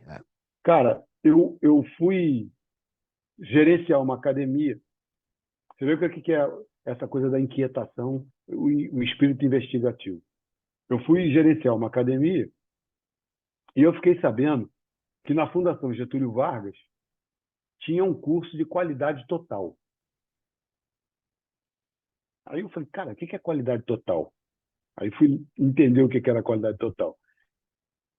Engenheiros de produção que trabalham em indústria, fábrica, eles estudavam qualidade total para ter controle do produto que eles estão fabricando. Tá? Então, isso levou às normas ISO 9000 e agora a gente tem o compliance, que é um avanço enorme nisso. Quer dizer, normas que você cria para garantir que aquele processo seja cumprido da forma que ele foi criado, da forma que ele foi elaborado. Tá? A ISO 9000 é assim. A qualidade total era exatamente isso. Era você ter controle da produção de uma lâmpada. O que você precisa fazer para a lâmpada sair do outro lado e o usuário da lâmpada estar satisfeito com ela, né? Até em termos de obsolescência. O que eu preciso fazer para essa lâmpada queimar em um ano e o cara comprar outra? Mas isso são processos que você cria, né? Eu imagino que em algum momento alguém já deve ter criado uma lâmpada que dura 10 anos e esse cara foi morto porque... Só você vê os carros, né? né? Bate num Opalão e bate agora num Renegade. Putz, você Né? afunda seu carro no Opala, o Opala só dá uma amassadinha no para-choque. Exatamente. Bate... Isso aí foi tudo feito para que as coisas fossem trocadas, né, Exatamente. substituídas. Então, assim, isso tudo é pensado nessa fase, na É. fase da qualidade total do ISO ou do compliance. Exatamente assim. Então, eu entendi o seguinte, eu fui para essa, me inscrevi, vou fazer esse negócio. Aí, aquela aula inicial, que o professor pergunta assim, seu nome? Aí tu fala, fulano de tal, o que você faz? Sou engenheiro da Coca-Cola. E você, fulano? Ah, eu sou engenheiro da Votorantim, a minha fábrica é fábrica de cimento. E você? Eu sou professor de educação física. Oi? Oi? Como Tá assim? no curso certo? Você está fazendo aqui, meu irmão? Eu falei, cara, eu estou aqui porque, em algum momento, isso que vocês estão fazendo na fábrica vai servir para serviço. Porque, assim, o teu produto final é uma lâmpada, é um refrigerante ou é o cimento. O meu produto final é saúde. Eu estou tentando vender isso, né? Então, qual é a diferença que existe entre a tua lâmpada e a minha aula de musculação? Zero. Todos nós estamos produzindo alguma coisa para gerar um resultado. No teu caso é uma lâmpada, no meu caso é o cara mais magro, é o cara mais forte, é o cara com o coração mais forte, é o cara mais feliz, né? Então eu preciso entender de qualidade total para tentar criar processos que me permitam garantir que aquilo que eu fiz vai ter o resultado que eu estabeleci, que eu planejei. E isso eu levei para dentro da academia e levei para dentro do futebol. Para onde eu vou, eu pergunto, por que você faz assim? Eu faço assim porque eu aprendi assim. Mas você já avaliou se você fizer ao contrário disso aqui, se vai ficar melhor do que isso? Não, mas eu aprendi desse jeito, o cara que me ensinou assim. Falei, pô, então vamos estabelecer o processo. Você tem certeza que isso dá certo? Tem. Vamos testar? Vamos. Tá, deu. Então, aqui, ó. O processo é esse. O dia que você não estiver mais aqui, ou que você faltar porque você ficou doente, quem vier para o teu lugar tem que fazer igualzinho a você. Porque a gente precisa que seja oferecido o mesmo mecanismo que foi oferecido, no mesmo tempo de duração, com a mesma intensidade, para que isso aqui aconteça de novo para esse outro sujeito. Isso foi assim, para mim, pô, foi o que me levou a uma situação diferente no Botafogo, foi o que me tirou do Botafogo e me levou para o Coritiba, foi o que me tirou do Coritiba e me levou para o Palmeiras, foi o que me tirou do Palmeiras e me levou para o São Paulo, e foi o que hoje me colocou no Cuiabá. Que nego fala assim, o Cuiabá é um clube pequenininho. Só em idade. Ele só é pequenininho em idade. Em Ah, mas vontade de ser grande, o tamanho é tá montando gigantesco. uma estrutura legal, né? O dono hoje, ele não mede esforço algum para oferecer o que tiver de melhor para você ter o resultado. Então a gente está tendo o grande desafio de não desperdiçar recursos, porque os caras têm grana, tá? Mas colocar com exatidão aquilo que é necessário para você ter o melhor resultado. O Antônio, que foi treinador ano passado, ele deu uma entrevista dizendo que tinha sido um milagre o Cuiabá ter se livrado de rebaixamento.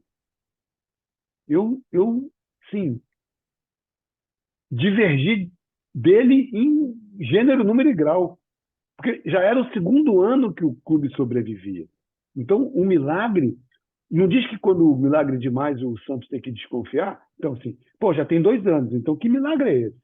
Né? Não é milagre, cara, é trabalho. E é trabalho de um monte de gente para fazer aquilo. Pode ser que a gente caia esse ano? Pode. Agora que a gente vai fazer tudo para o ano ser melhor do que foi ano passado, né? E esse clube ficar cada vez mais. Porque o resultado bem-sucedido desse clube vai, com certeza, impactar o mercado. Muita gente vai dizer assim, cara, o que esses caras estão fazendo para dar certo? Por que eu não faço igual? Né? Eu acho que influencia o mercado e a coisa pode se expandir. É, o Brasileirão esse ano promete. O Professor, o que você tá mirando agora? que eu estou mirando agora? É. Cara, o que eu estou mirando agora? Fazer um baita de um trabalho esse ano no clube, tá? Tentar construir com as pessoas que estão aqui assim, a estrutura mais resistente, mais perseverante em relação a gente está sempre buscando informação nova, aplicação de novos recursos para atender melhor. Né? O nosso grande desafio é tentar fazer cada vez melhor aquilo que a gente está fazendo, que a gente sabe fazer. Então, assim, motivar as pessoas para isso. O grande desafio esse ano é tentar fazer um baita trabalho com o elenco que a gente tem, com a comissão técnica que chegou, com os recursos que a gente tem, entregar o máximo que a gente puder daquilo que a gente tem disponível. Animal. Se nós fazermos uma análise aí nos últimos 3 anos, a gente colocar 2020 para cá, né? Acredito que nós passamos fizemos parte da história, né, com essa pandemia. E muitas pessoas, ou pelo menos a maioria delas, ou todas, deveriam ter tido, ou pelo menos parado para refletir. Acredito que muitos fizeram, né? De parar para fazer uma reflexão sobre os seus hábitos, sobre os seus comportamentos. Uhum. O que você acredita, Altamiro, ou o que você fez, né, ao longo vamos trazer de 3 anos para cá, de mudança de hábito ou comportamento, que você acredita que tem feito uma diferença na sua vida? Cara, quando você falou da pandemia, eu lembrei exatamente de grandes discussões que eu tive em casa, com esposa que também é da área, né, com filhos, em relação se a gente analisar o que aconteceu com o planeta em relação à pandemia, a gente vai constatar, isso está descrito na literatura, tá? A maioria das pessoas que morreu com Covid, mas não morreu de Covid. Então, é um erro achar que as pessoas morreram só da Covid, né? A massa de mortos era de gente com comorbidade, ou diabetes, ou hipertensão, ou diabetes não controlada, no caso, né? Sedentarismo, estilo de vida ruim. Então, as pessoas morreram com Covid, mas a Covid foi apenas um estopim para acelerar um processo que já vinha se instalando no sujeito pelo estilo de vida que ele tinha. Foram raros os casos. Até o fisiculturista, que atingiu um grupo significativo de fisiculturistas, né, que morreram por conta da entrada do vírus, eles estavam fazendo algo que era exagerado para o corpo, e o corpo respondeu de forma... Levaria, de repente, 10 anos para ter aquela resposta, aquilo aconteceu em por conta disso. Então, assim, o que eu vi foi o que essa desgraça trouxe para a gente de importante. Entender que eu preciso melhorar a minha qualidade de vida para me manter saudável, com o sistema imune apto a ponto de responder ao meio ambiente. Isso, para mim, foi a grande lição que ficou dessa história, né? As pessoas confinadas pegaram menos sol, produziram menos vitamina D, diminuíram sua imunidade, ficaram trancadas dentro de casa sem fazer atividade física, e isso acelerou uma série de processos das pessoas que já estavam em condição precária. Isso só piorou. Então, o grande legado que ficou eu preciso oferecer melhores condições de vida, atuar para isso acontecer, para eu estar preparado para enfrentar o desafio que eu tenho pela frente. Legal. Professor, o que você está lendo hoje? Hoje eu estou lendo 2 livros. Esse aqui, coisa muito doida, 2 americanos falando sobre futebol. 2 americanos, estadunidenses. Esse cara não tem história de futebol. O livro é fantástico, muito interessante. Ganhei do autor para fazer uma crítica a respeito. Que legal. Ela me achou no LinkedIn e me enviou o livro. Tá? Que legal. Isso é leitura de Eu cabeceira. ia perguntar onde que eu encontro, mas não está lançado ainda. Não está lançado ainda. Isso aqui é livro de cabeceira, de vez em quando mesmo. Arte da guerra. Né? E esse cara aqui, ó, que eu volta e meia também consulto. Qual que é? Porque Esse as autor zebras aqui, não ó, têm... Roberto Sapolsky. Porque as zebras não têm úlcera. Já ouvi falar desse livro. Ele é fisiologista e hoje atua com grandes crises de empresas e de pessoas. Acho que são leituras interessantes. Não deixaria de lado O Andar do Bêbado, do Leonard Midnov. E aí ele tem mais 3 livros muito interessantes. Elástico, mais 2 que eu agora esqueci É a o segunda nome. pessoa que indica o Andar do Bêbado. É fantástica. Leitura obrigatória. Leitura obrigatória. Para mim, na área, porque as zebras não têm úlcera e o Andar do Bêbado, eu acho que são leituras interessantíssimas para abrir um pouquinho a cabeça. Eu E já um cara então, que eu gosto muito, que é eu ia pedir uma o... indicação de livro, então acho que vai ser esses dois. Então, pode ir caminhando com esses dois caras aí, tudo que eles fizeram. Ah, outro cara muito legal, Jared Diamond, que escreveu Armas, Germes e Aço, escreveu Colapso. Ele estuda culturas que já desapareceram e culturas atuais e entender por que que os egípcios desapareceram, por que o Império Romano sucumbiu, por que que você tem hoje na Austrália um cara estudando alta tecnologia e tem um aborígene que ainda faz fogo com fricção de madeira. Quer dizer, entender isso. É uma cabeça assim, completamente aberta e interessante para entender a humanidade, né, cara? Eu acho que vale muito Legal. essas leituras. Boa, está anotado. Pode ver que eu gosto um pouco de livro, né? Então, Aham, eu eu estou vendo sempre, aí eu atrás. sempre peço indicação, Aham. porque tem muito para aprender. O que que o Altamiro Bottino não negligencia? Cara, que pergunta. O que eu não negligencio? É, Contato humano. legal. Quer me matar? Eu não consigo entrar num restaurante, sentar para comer de frente com uma pessoa que esteja sozinho numa mesa. Eu não gosto de olhar. Eu não gosto de olhar. Eu gosto de estar com gente, entendeu? Especialmente se for pessoas que eu gosto, família, né? Mas Cara, assim, eu faço muita questão de conviver com as pessoas, de provocar as pessoas em qualquer ambiente que seja para trocar.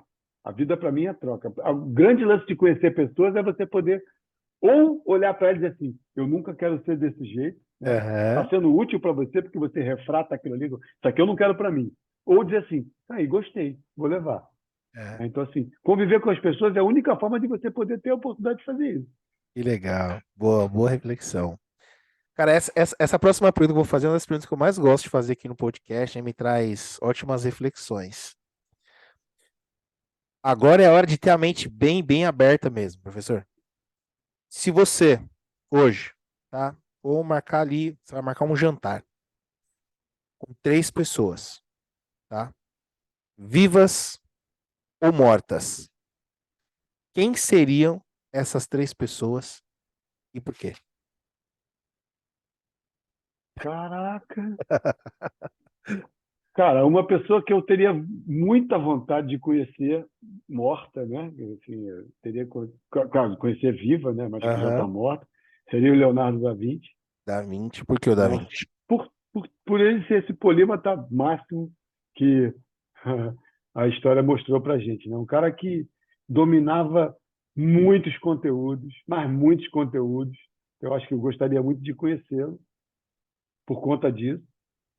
Domínio de muitas áreas, que isso é uma coisa rara hoje, né? Como eu falei aí, esses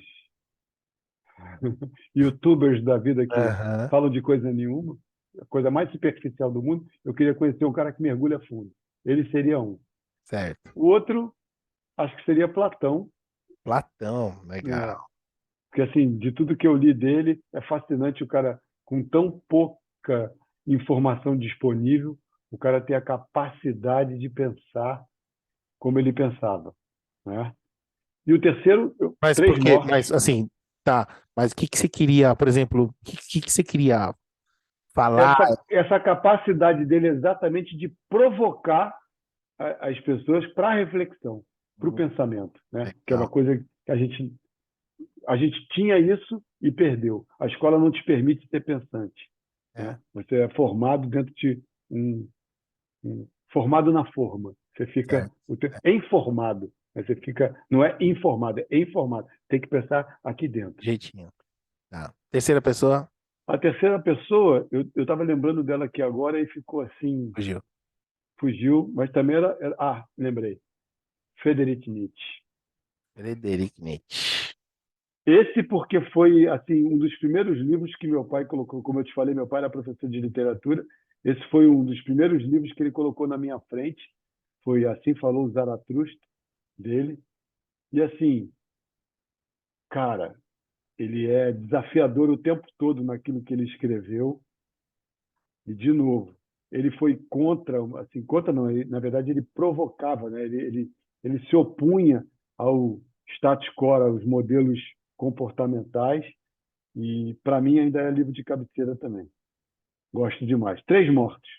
Dos Três- vivos, eu queria meus filhos e minha esposa. É isso. Mais ninguém, não precisa de mais nada. Legal. Professor, ah, uma frase ou uma filosofia de vida que você gostaria de compartilhar com as pessoas? Levá-las a provocar essa reflexão. Legal. Para mim, a maior de todas as frases que eu vi uma vez escrita e que marcaram a minha vida e que eu uso como um lema de vida. Jamais venda a sua dignidade ao preço miserável da sua necessidade. O que é isso? É o cara dizer, não, eu fiz porque eu estava precisando. Fez porque você é um canalha. Porque mesmo precisando, se você acha errado, você não faz. Entendeu? Ah, mas é porque pô, ele não conseguiu. Consegue. Seja perseverante. Para mim, isso aí é básico. Assim. Eu não vou, em nome de nada, me manter num cargo, num emprego, num lugar, se aquilo não me acrescentar nada ou se eu não puder fazer aquilo que eu acredito que seja capaz de fazer. Eu peço para ir embora no dia seguinte. Foi assim, não é agora que eu tenho 63 anos e sou relativamente conhecido no mercado. Eu fui assim a minha vida inteira. Não me serviu ou eu não consegui servir, não serve. Parece pleonasmo, né? Assim, de redundância. Não me serviu ou eu não pude servir, não serve. Falando em. Você trouxe muito aí rede social, tá? Vamos supor que. Você já comentou comigo aí que você tem postagem programada por vários anos aí. Vários anos. Mas vamos colocar aí que Altamiro Bottino vai ter a sua última publicação. Sua última publicação. E nas redes sociais. O que seria essa última publicação?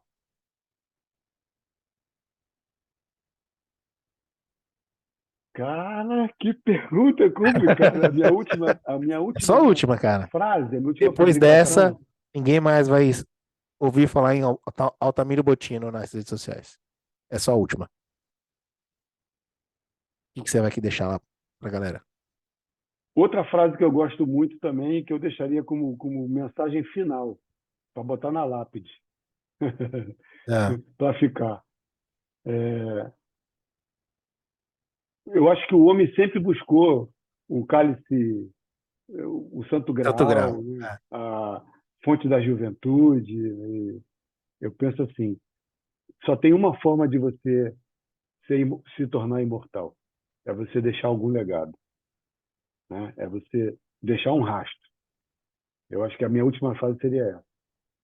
Tente se imortalizar deixando alguma coisa que te dê orgulho de ter feito. imortalidade. É a única forma de você ficar imortal é você ter deixado algum legado. Aí, o Edson Arantes do Nascimento morreu, mas o É, Pelé não vai é, morrer, nunca. não é? Então, Oh, assim, esse cara, é uma forma de ficar para sempre. É de ter sido o melhor naquilo que ele tentou fazer. Né? Ele foi. Ele sabia que era capaz de fazer, e mesmo quando achava que não, ele tentou fazer daquela forma. E fica. Ayrton Senna. Todas essas figuras. Nem me atrevo a pensar numa situação dessa, né? De que a gente se encontra nesse estágio. Mas eu acho que buscar isso é o grande desafio. é o grande desafio. Última pergunta, professor. Que mensagem que você deixa aí para os novos entrantes, para os profissionais da área que estão chegar até esse momento aqui ouvindo esse seu podcast? Qual a mensagem que deixa para eles? Seja surdo, completamente surdo, para as mensagens que te digam não tente, não faz, não vai dar certo. Surdo. Acredite que você é capaz de fazer e vai acontecer. Vai fazer, vai fazer. Professor, que papo. Nossa, como eu Eu aprendi, gostei bastante também. como eu aprendi aqui hoje. Muito obrigado, viu? Pô, eu que agradeço, cara. Muito obrigado pelos ensinamentos de hoje. Nossa, foi muita coisa aqui, muita coisa libertadora aqui, viu? Foi muito legal. Obrigado mesmo, obrigado pela sua disposição, obrigado pelo seu tempo aí, ter tirado seu tempo de descanso. Sei que início de temporada é uma loucura, mas só tenho a agradecer sua participação. Muito obrigado também. Não tenho nem o que assim, de dizer assim, para mim foi muito legal, a hora passou rápido e foi prazeroso. É isso aí, senhores. Altamiro Bottino em mais um episódio aqui do H9 Podcast. Um forte abraço e até mais, amigos. Tchau, Até tchau. mais.